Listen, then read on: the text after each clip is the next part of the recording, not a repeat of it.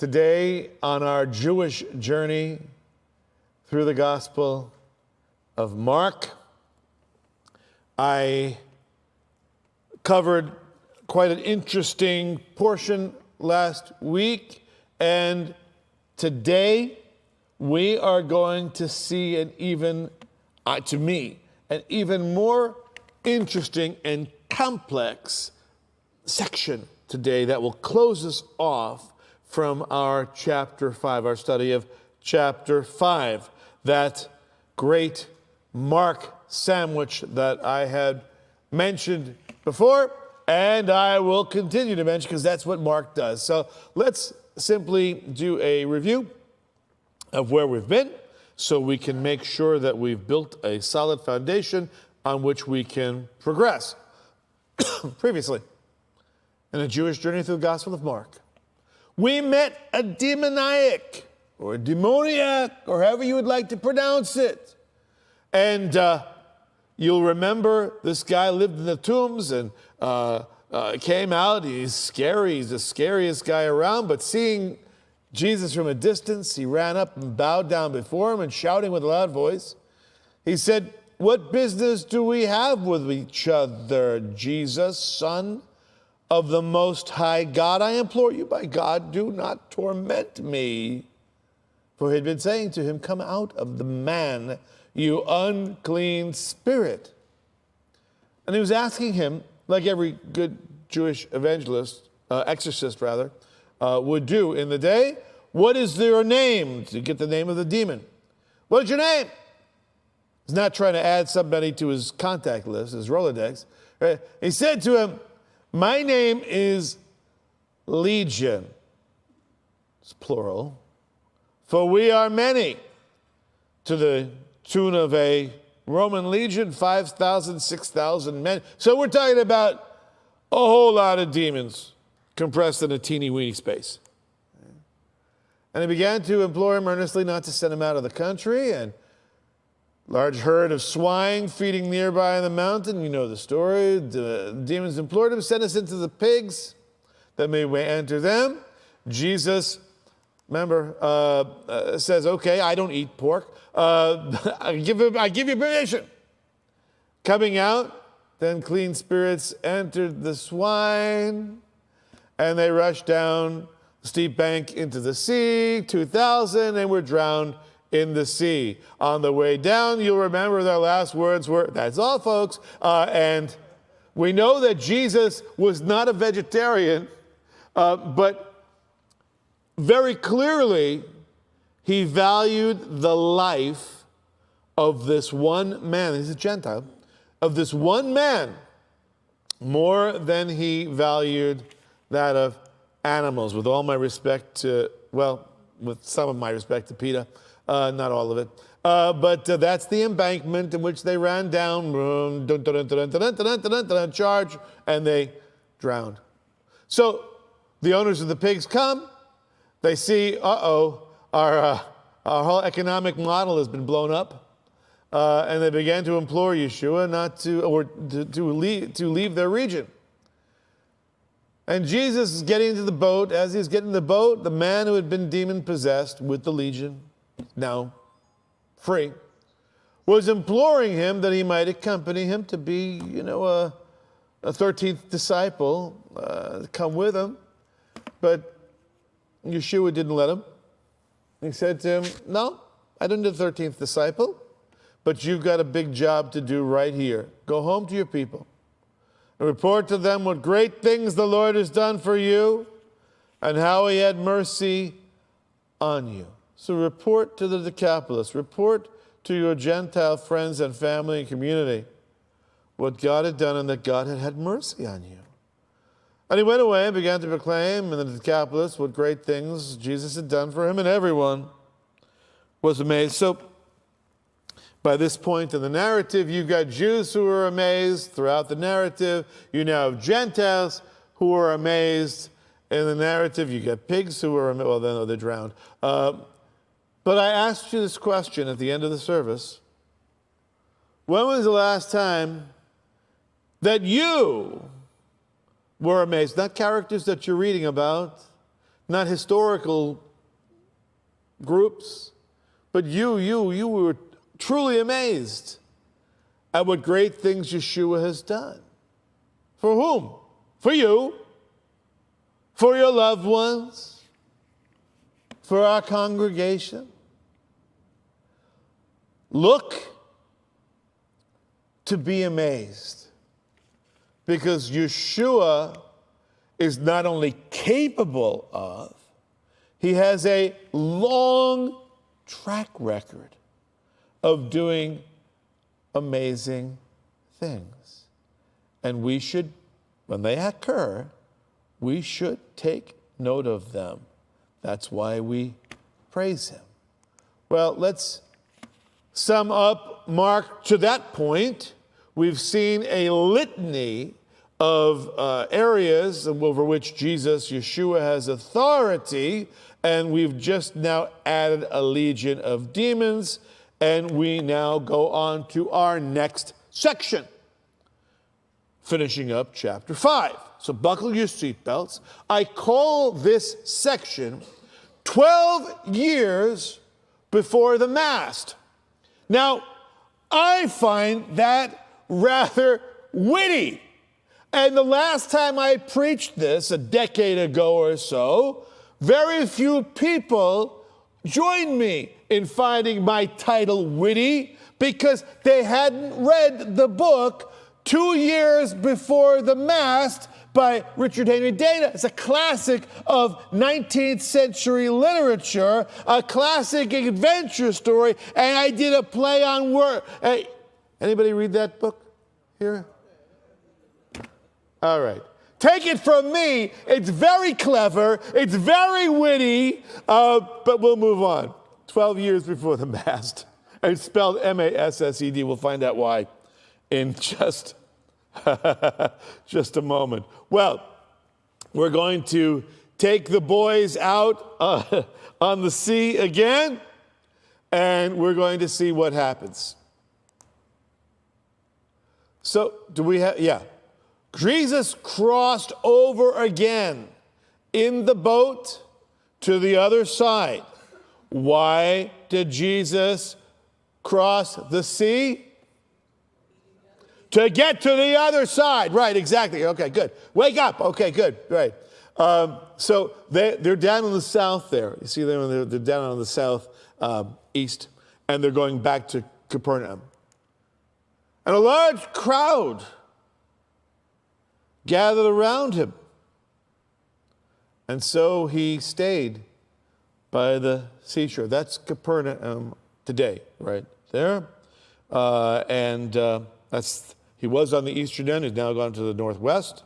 He'd healed the demoniac, the inhabitants thereof, and they said to him, "Get out." And Jesus and his disciples did indeed take a powder. And they crossed to the western end of Galilee to teach them, staying by the seashore. This is an aerial view of Capernaum today. You see the Sea of Galilee on the bottom, and you see then the seashore. And then right there on the way to the top of the slide, right there in the center, you see is the synagogue. So you can get Capernaum, you can get it situated in your head. That's the layout of the ancient city. And we're going to see now, again, the Markan sandwich, or the Mark sandwich. What is the Mark sandwich? It is two stories that the rest of the gospel authors, a normal author who's not doing Mark's shtick, is going to tell one story, and then he's going to tell the other story. The way Mark works, and here I believe it's not specifically literary design of Mark, this is divine design, the way this sandwich works, but you're going to have this one story, and it is interrupted by another story, and then we'll return to the first story. They work as a set. So you have slice of bread, filling, and then you have the slice of bread. That's the Mark sandwich, literary sandwich, right? Okay, so as we go through, we see that he's teaching them. And what's going to happen? One of the synagogue officials named Jairus, or in Hebrew, Yair, he came up and on seeing him, fell at his feet. We don't know very much about Yair, about Jairus. We do know what it is to be a synagogue official. You're in charge a lot of the administration of the synagogue. There's a rotation to which people were elected, much like we'll be doing today with our candidates for the position of deacon. But nonetheless, it's a very important fella. It's a stunning moment for this guy to come and fall at his feet before Yeshua. Because, we've seen Yeshua teaching in the synagogues before, and great crowds, a tremendous response from a variety of people. But now we see a synagogue macher, we see a big shot doing homage to Yeshua, recognizing him as a great person, a great man to fall at his feet, a man who's used to receiving respect, Yair, now bestows great respect and deference to Yeshua. Why? One might wonder. Let's find out. Implored him earnestly, saying, my little daughter is at the point of death. Please come and lay your hands on her so that she will get well and live. You see, Yeshua, by this point, has quite a reputation. As Mark portrays in the narrative, focused as we are in the first half of Mark exclusively in the region of Galilee, certainly in this neighborhood, Yeshua has made quite an impression. Exorcisms, healings. Now, this little girl, this man's daughter, Yair's daughter, is so far gone. She's so sick. How sick is she? She's so sick that the grammar is very specific. She's at the very point of death. She's at the threshold, ready to pass over from life to death. But Jairus believes that Yeshua, if he would just come and impart a portion of his healing power as a mighty worker of miracles among the Jewish people, that she would get well and live. What father is there who wouldn't make that same impassioned plea, grasping at straws, and grasping at any solution to keep his daughter alive and well, to restore her to health, and keep her from passing over to the realm of death?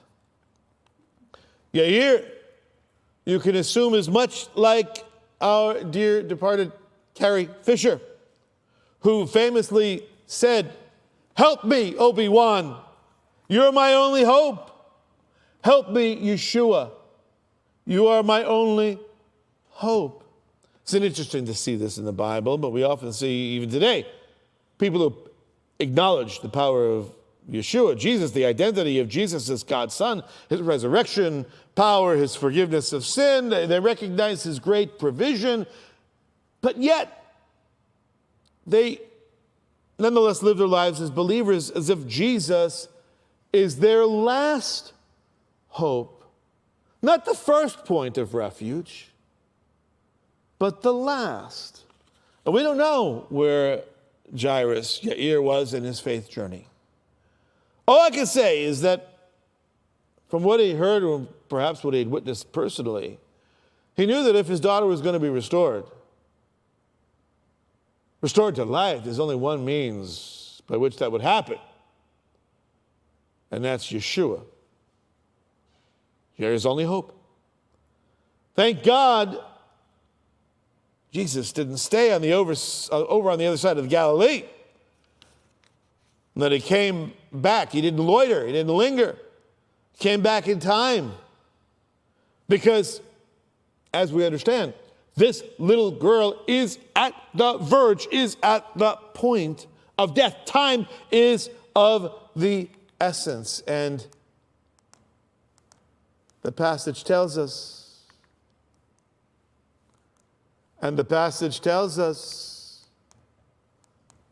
talk about being in suspense. I'm in suspense. Turn the slide. What's happening? Good. And he went off with him. A large crowd was following him and pressing in on him. So Jesus said, okay, Yair, okay, Jairus, I can make a house call. I make house calls. No extra charge. And a large crowd, of course, was gathered around him and following him because they were already at the shore, ready to meet him. They wanted to hear what he had to say. And Yeshua said, now we're going to have a traveling show. Everybody, let's leave the seashore. Let's go. We're going to go do a healing. The people around Yeshua looked for a healing. So, wherever Yeshua is going, we're following him because wherever he goes, it's a really big show, right? And so everybody's going to follow Jesus, right? Everybody wants a piece of Jesus. He's enticing. It's intoxicating to have someone of that reputation, someone of that stature, looking at you, wanting to be close to you, pressing close to you, not pressing close in the modern sense, in our own culture, American sense, but in the sense like on the other side of the world, where whether in the Southern Europe or in the Middle East, people have very different ideas as to what constitutes personal space. There's no bubble around you, right? Have you ever tried to get in a line in Italy, right? Or walk around the old city of Jerusalem? You're tight. It's compact, and people are pressing all around you. Imagine how much more. See, I go to Jerusalem. Nobody cares who I am, and they're still pressing in on me. Imagine if they wanted to touch me, if they wanted to get close to me. How challenging that would be. Imagine if they were hanging on your every word and action, truly wanting a piece of you. So they're pressing in on him. There's no room to breathe, probably slowing him down because it's really hard to make time when people are that close to you. A crowd is moving with you, right? Even if Yeshua and Jairus, you're trying to keep a brisk pace because you got to remember, time is of essence. They got to go. They got to move. And all these people are in the way. You know, in my home, if I want to make a quick, I want to take a break from my office and writing something, I want to make a cup of tea or something, whatever, and I'm moving from my office to the kitchen. I would like to be able to walk quickly, but oftentimes I have to watch my step because our cat gets in the way, and I don't need to be an obituary, killed by his own cat. That would not. So. We have this situation where time is of essence. They got to move quickly, but they are impeded by the crowd, pressing in on him. Let's read on. What? Wait a second. What? Here's the sandwich. We've had one piece of bread. Now we're going to have the filling, the interrupting story in the middle.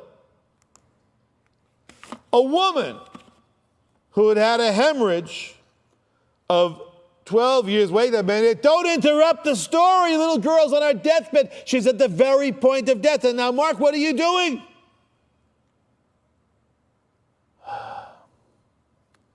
So we're introduced to a woman who's bleeding. It's a hemorrhage. 12 years.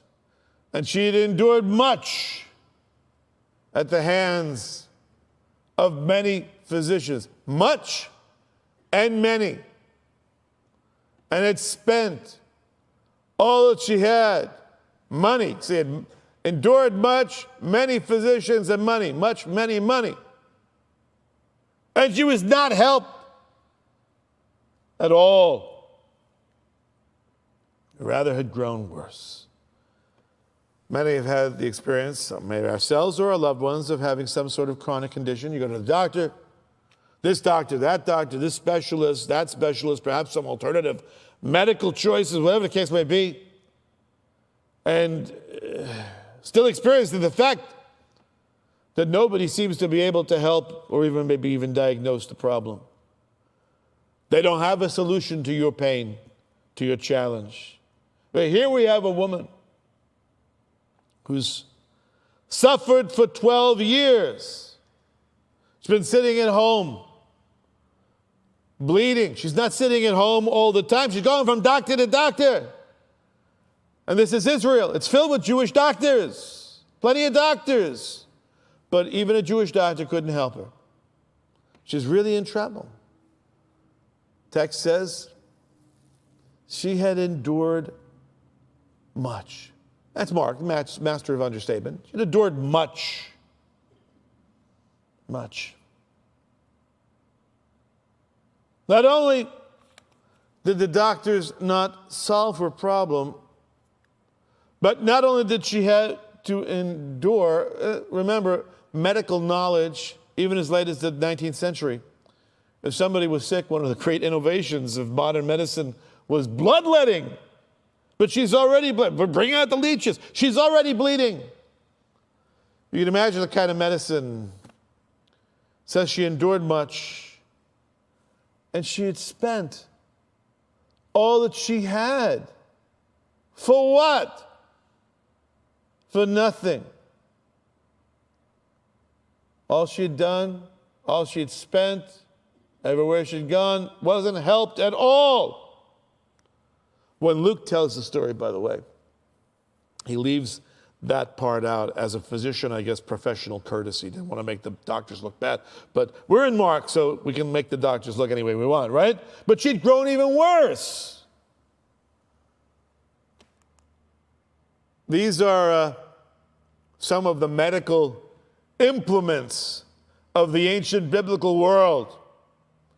You can see how they could be viewed as instruments of torture for a woman who is bleeding this way. But what does this have to do with Jesus on his way to heal somebody, this little girl? What's happening with this woman? Well, a woman with this kind of hemorrhage would have been in a continual state of uncleanness. I mean, she could never enter the mikvah. She could never cleanse herself in the water of tefillah to get ceremonially clean. She could never bathe, purify herself. They wouldn't allow her in the water with a continued discharge. She couldn't worship in the temple. She was unclean to even enter the city of Jerusalem. Socially, you couldn't touch what she touched. It's not as bad as leprosy, which we talked about before, but it's along the same lines. You couldn't touch what she touched because you then would be rendered unclean. Like, she has cooties, and so the cooties transfer around. But this is a woman who lived a life not only of physical suffering. Just imagine just how you'd feel with a kind of iron deficiency. But she'd lived a life of emotional deprivation. A life deprived of physical touch. Nobody could touch her. 12 years. Deprived of social interaction. Deprived of social acceptance. This is a suffering woman.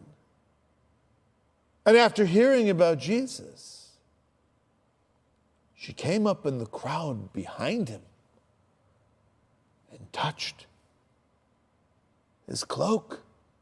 For she thought, if I just touch his garments, I will get well. So everybody's pressing in. She touches his, this is what she's looking for. She's looking for the fringe. his tzitzit, corners of his garment. Jewish men, remember, commanded to wear a garment with a blue fringe in one corner, tassel. In this instance, it's a prayer shawl, but fashions were different then, right? Except this fringe, this was built into the garments. There's not a fringe that's down to his ankles like in some artistic representations. How do I know that this is right around where this guy's fringe is here? Because with the crowd, she couldn't have bent down low to foot level or ankle level. She would, get crushed by the crowd, but she wouldn't be, just physically, it's not possible.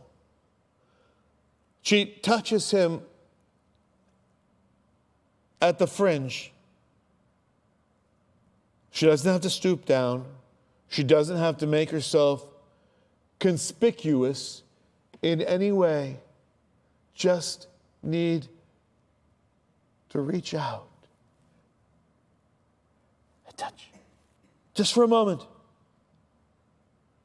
Because the crowd was pressing in, she's pressing in, of course, even contacting the woman as she's trying to get close to Jesus and everybody else is. Even just a mild jostle would have rendered those around her, touching her, unclean, somewhat even though they were ignorant of their uncleanness. But she believes so strongly in the healing power and the authority of Yeshua to succeed where no Jewish doctor in 12 years had been able to succeed. She knew as a rabbi, he likely wouldn't come to her. Oh, she's unclean. Maybe she didn't know that he had indeed touched a leper, and the leper was immediately clean. So surreptitiously, around the back or a side peripheral view, she touches the fringe, his tassel. Now, remember, Jairus, had asked that Jesus lay hands on his daughter. Now, laying hands on someone was a documented way of healing, one of the Jewish ways, and there were indeed documented Jewish miracle workers in those days. It's not unheard of that maybe somebody, through laying on of hands, could get healed. But it was remarkable for her to conclude, I'm going to go beyond the laying on of hands. And we're going to have this guy who has so much power, and she believes he has so much power that all I need to do is touch the symbol of his fidelity to Torah, that talis fringe, talit fringe. And in touching the fringe, she's breaking the law and rendering him unclean. Unless, of course, it works. And she believes that it's going to work. If I just touch his garments, I will get well. What happens? Immediately, Mark's favorite word, immediately, but it's appropriate here. The flow of her blood was dried up. Hemorrhage is done. And she felt in her body that she was healed of her affliction. To which the reader says, praise the Lord. But now, Jesus, don't stop. You've got a dying girl on your hands. Not a moment to lose. Good for this lady. But how about this girl? Immediately, Jesus, perceiving in himself that power proceeding from him had gone forth, turned around to the crowd and said, who touched my garment? So power, he perceives that power had gone out from him. Now, when I was younger, I used to be confused by this. Is Yeshua like Green Lantern's power battery, where if you're drawing on the battery, you're discharging with each drawing of power, you're discharging, you're depleting the power, you're draining the battery. But which didn't sound very awesome to me regarding Jesus. But that was just my misunderstanding of what the text actually says. He's not a drained battery. See, Yeshua's power never gets drained. She touches, and power does indeed go out. But it's not the power went out and left, depleting. Yeshua's power is never ending. He's the first original renewable power source. That's Yeshua. And Yeshua, don't stop. You got a synagogue official's daughter who's dying. Don't spend a moment. But he stops. And he asks, who touched my garments? Who touched me? And his disciples said to him, you see the crowd pressing in on you, and you say, who touched me? Are you kidding, Yeshua? Look around. Who didn't touch you? Who's not in your way here? But Yeshua knew who touched him. He knew. Like God looking for Adam in the garden. Where are you? I'm hiding. Right? It's like your kid when they're 2 or 3 years old and they put their hands over their eyes and they think you can't see them. But you can. And Yeshua looked around and he saw the woman who had done this. As a reader now, I'm getting tense. I'm tense because with each verse that goes by, Yeshua stops, he turns, he asks, he looks around, he sees, but the girl is going to die. Jesus, don't waste time. Find out later. Defray your curiosity. But the woman, fearing and trembling of what had happened to her, came and fell down before him and told the whole truth. Now, how was she aware that she had stopped bleeding? She knew. Physically, something very different from what I've been experiencing the past 12 years. You get used to being sick. And when all of a sudden you're not sick anymore, you know you don't need a doctor appointment. You don't need a physical examination. She knew. She knew. And she knows what she did was for the right reasons. But she's afraid. And just as we saw Jairus, before approaching Jesus and do homage to him, now we see the woman who'd been healed. She falls down before him. Second time in the same passage, this happens. And she spills her guts. She tells him the whole truth. Now, as a reader, I'm hoping she's not a slow talker.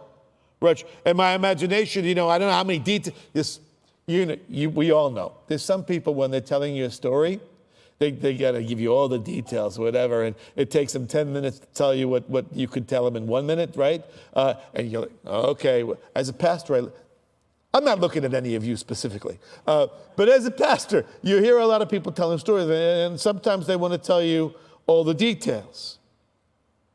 And meanwhile, I'm thinking, as a reader, this girl is dying, and you got to get Jesus back moving down the road. It can't be that far. But he has a conversation with her. And he says to her daughter, your faith has made you well. Go in peace and be healed of your affliction. That which has occurred in your physical reality, now make that your everyday reality. You're no longer a social pariah. You're no longer barred. You're no longer banned from the mikveh. Go clean yourself. Be healed. Take the steps now that have so long been denied you, and re-enter society as a well woman. And go in shalom. Go in peace. Be healed of your affliction. Your affliction is no longer a millstone around your neck. And now we go back to the first story. And we have the second slice of bread. So the first slice of bread, introduction to Jairus, the problem. Interruption, filling, that's your peanut butter and jelly, whatever you want. And then you have the second slice of bread to wrap up the storyline. What's going to happen? Well, while he was still speaking, so in other words, while he's still addressing the woman and telling her, go back and re-enter society, you're healed. They came from the house of the synagogue official, of Jairus, saying, your daughter has died. Why trouble the teacher? Why trouble the rabbi anymore? The servants of Jairus came. And again, as a reader, I'm sympathizing with him. I can't help but think that the woman slowed Yeshua down. And that was so selfish of her, so self-centered, because Yeshua then missed his time to heal the girl. It's a tragedy. It's great success for the woman, but horrible for Jairus and his family. Well, there's no reason for the rabbi to come to the house anymore. Let him go his way. But Jesus, overhearing what was being spoken, said to the synagogue official, said to Jairus, do not be afraid any longer. Only believe. Now, I find this verse to be one of the most powerful in all of Scripture that speaks through time, 2,000 years, and geographic space, and grabs the believer by the shoulders. It's a strong reminder. I don't mind, it doesn't matter what other people say. Doesn't matter that other people have called it. It doesn't matter according to those who are in the know. The game's all over. And the cause for us as believers is to despair. Yeshua speaks and says, do not be afraid any longer. The tense of the grammar, the nuance, no longer be afraid. That's a tense of duration. You have been afraid, in other words. You have been living a life of fear. Stop that. Stop that. Stop being afraid with the nuance any longer. From now on, only believe. No fear, just faith. No fear, just faith. I love this verse. And not only because of Yeshua's words, but because of the action as well. Although it can be translated, I'm not arguing with the translation here. Sometimes I do, but not here. But Yeshua, overhearing what was spoken, he interjects. He interrupts. In other words, these guys are chattering on about how things are over, it's all over, the girl's dead. And Yeshua just steps up and blows off these sad Nellies who didn't really have the same perspective as he, Yeshua, shared. And so he ignores them. He simply said to Jairus, the dad, that which you've been afraid of all this time. Every parent fears. All this time you've been afraid you're going to lose your daughter. What father, what parent wouldn't be afraid? Those daughters on the verge of death. But while his servants might say, well, yeah, there is nothing to be afraid of any longer. What you feared has indeed come to pass. What you're most afraid of, it's happened. Sorry. But Jesus says to stop fearing. Knock it off. because your worst nightmare has indeed come to pass. But stop being afraid. Only believe. Just a verb, believe, with a qualifying piece of grammar. So simple. Only believe. To practice that clause means to exercise faith. To have a life that's characterized by faith. Why is that so difficult for most of us? It's difficult for me.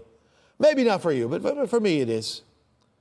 It's tremendously challenging because we're conditioned to live lives of high anxiety and fear and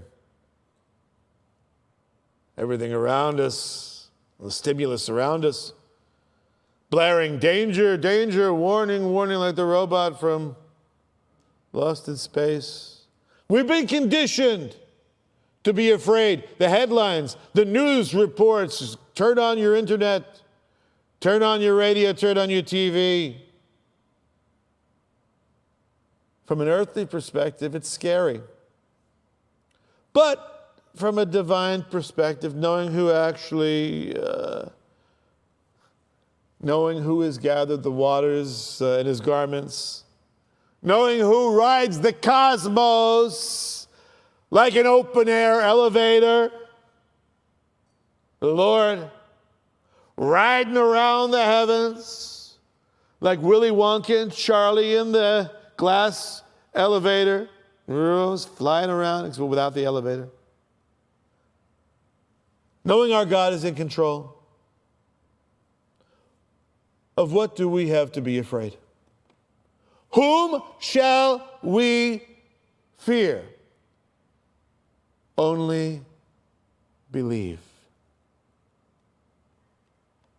But as a reader, I'm all confused right now. Because I see Jesus giving pious platitudes. Worked out well for the lady. Jesus, well-meaning as he was, he meant to get there, but he was delayed and couldn't get to the girl. No fault of Jesus. Nobody holds him accountable. Just one of those things. Just one of those things. Great for the woman, too bad for the girl. And Jesus giving a nice rabbinic pious platitude. Don't be afraid. Only believe. I'm unsettled as a reader. And he allowed no one to accompany him, except Peter and James and John, brother of James. It's a good move, Jesus. Lose the crowd. Just bring your inner circle, your 3 closest friends, your 3 top students, top of the class. Come with me. And they came to the house of the synagogue official. These are what's left of the homes in Capernaum today. And he saw a commotion and people loudly weeping and wailing. Whoops. Saw a commotion because the mourning process had already begun. People are loudly crying. And that was quick, you have to admit. The girl went from being very sick to all of a sudden dead. But in a small town especially, the grapevine travels. And so all of a sudden you got professional mourners. They make a good living regarding the bereavement of others, right? Professional mourners who are there loudly weeping and wailing. And in our society, we castigate, we look down on the ambulance chaser, the lawyer who's always trying to capitalize on somebody's accident or tragedy, make hay from it, and is on the scene before sometimes even the police are there, right? But this was a living for people to loudly weep and wail in the house. As it says in the Mishnah, Tractate Ketubot, Rabbi Judah says, even the poorest men in Israel should not hire, this is for mourning, should not hire fewer than 2 flutes and 1 professional wailing woman. I think back over a decade ago, when the father of Little Rocket Man over in North Korea. Remember when the father of Little Rocket Man Sr., when he dies, and you had the news clips of the people wailing and mourning, and it was so obviously fake, but it was demanded of them and it was expected of them. Who's not mourning? You might wind up mourning, your family might wind up mourning for you because you're dead the next day, right? But it's phony baloney mourning, and that's just part and parcel, right? You have a lot of people. Musicians sometimes play weddings, bar mitzvahs, circumcisions. These people play funerals. That's the culture. And if Jairus was an important guy, an important macher, a synagogue official, a man of means, he's got a death in his immediate family, his daughter. This is a guy who can afford to pay for some serious mourning. Go for it. Go for it.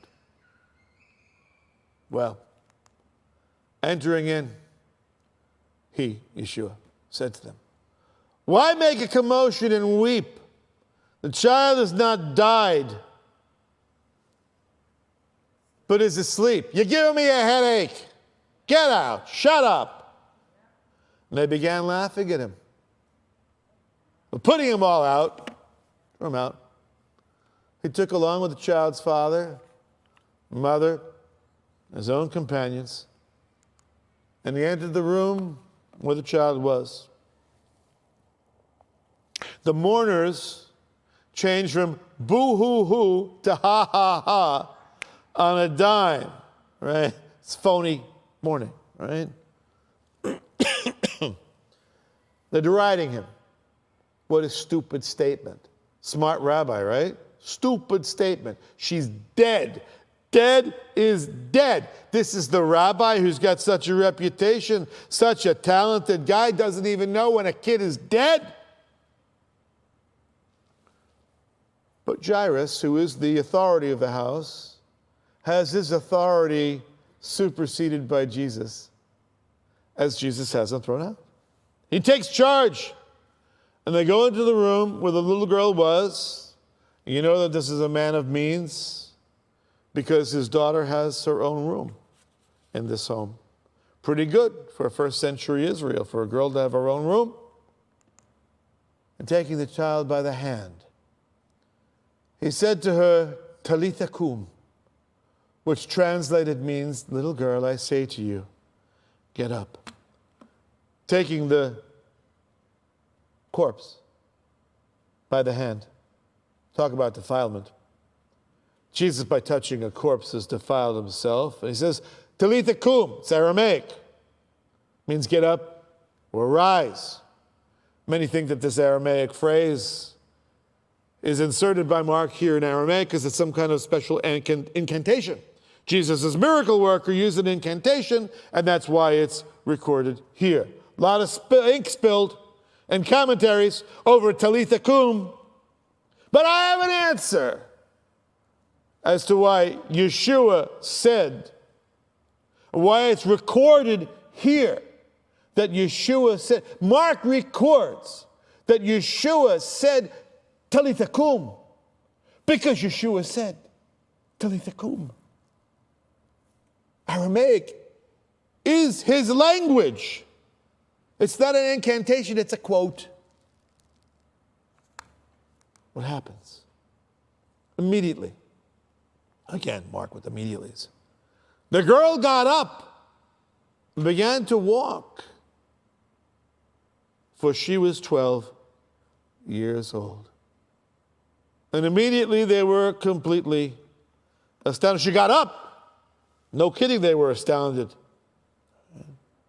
Now, it says that she's 12 years old. Again, a lot of ink spilled on why Mark thinks it's important to include that she's 12 years old and that she's healed. She's not a toddler. She's already 12. She's ready to walk. Amazing thing is she's healed.